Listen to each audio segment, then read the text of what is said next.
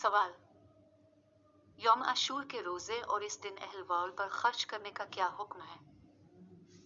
जवाब: ईद आशूरा 10वीं मुहर्रम का रोजा इस्लाम में फर्ज था, लेकिन रमजान के रोजों के फर्ज होने के बाद इसकी फर्जियत मनसूख हो गई। अलबत्ता नबी करीम सल्लल्लाहु अलैहि वसल्लम ने रमजान के रोजे फर्ज होने के बाद भी इस रोजे का एहतमाम फरमाया है, इसलिए इसका रखना मसनून व मुस्तहब है, और ये रोजा पिछले एक साल के गुनाहों का कफारा बनता है।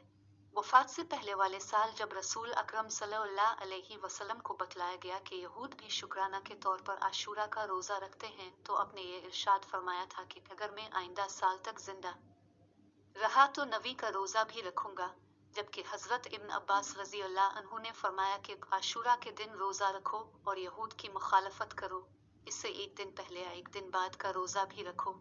लिहाजा फुक़हा किराम ने आशूरा के साथ 9 मुहर्रम के रोजा को मुस्तहब करार दिया है, और मुशाबहत यहूद की बना पर सिर्फ आशूरा का रोजा रखने को मकरूह तंजाव करार दिया है।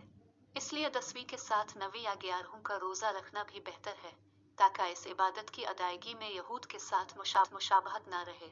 ताहम अगर किसी बना पर 3 या 2 रोजे रखना दुश्वार हो तो सिर्फ आशूरा का रोजा रख लेना चाहिए, ताकि उसकी फजीलत से महरूमी ना।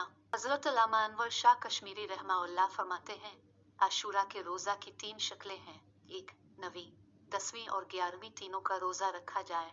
2 9वीं और 10वीं या 10वीं और 11वीं का रोजा रखा जाए। 3 सिर्फ 10वीं तारीख का रोजा रखा जाए। इनमें पहली शक्ल सबसे अफजल है, और दूसरी शक्ल का दर्जा इससे कम है, और तीसरी शक्ल का दर्जा सबसे कम है। इस शक्ल का दर्जा जो सबसे कम है, इसी को फुक़हा ने कराहत तंजाव से ताबीर कर दिया है, वरना जिस रोजा को अपने रखा हो और आइंदा नवी का रोजा रखने की सिर्फ तमन्ना की हो, इसको कैसे मकरूह कहा जा सकता है? 2 आशूरा 10 मुहर्रम के रोज अपने अहलो अयाल पर रिज़्क़ की वसअत और फरावानी की तरगीब वारिद हुई है। हजरत इब्न मसूद रजी अल्लाह अन्हु रावित करते हैं कि हुजूर अकरम ने फरमाया, जो शख्स आशूरा के दिन अपने अहलो अयाल के खर्च में वसअत इख्तियार करे तो अल्लाह ताला सारे साल इसके माल और ज़र में वसअत अता फरमाएगा। हजरत सुफियान रहमाउल्लाह कहते हैं कि हमने इसका तजर्बा किया तो ऐसा ही पाया।